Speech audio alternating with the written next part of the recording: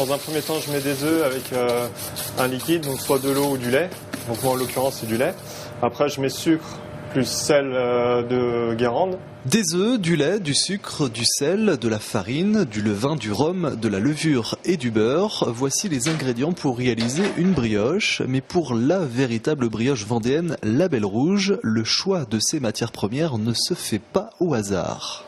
C'est une farine spécifique pour brioche vendéenne, la Belle Rouge. Le beurre, c'est pareil. Il faut que ça soit issu de la région vendéenne, quoi.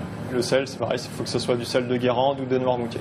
La provenance et la quantité des ingrédients sont ainsi scrupuleusement déterminés par le cahier des charges La Belle Rouge, ainsi que la forme de la brioche.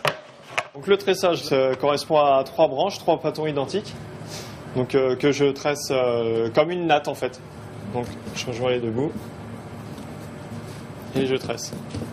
Je mets sur un moule et là commence la pousse. La pousse qui dure 3 à 5 heures, car pour confectionner une véritable brioche vendéenne, il faut du temps, plus de 10 heures avant la cuisson.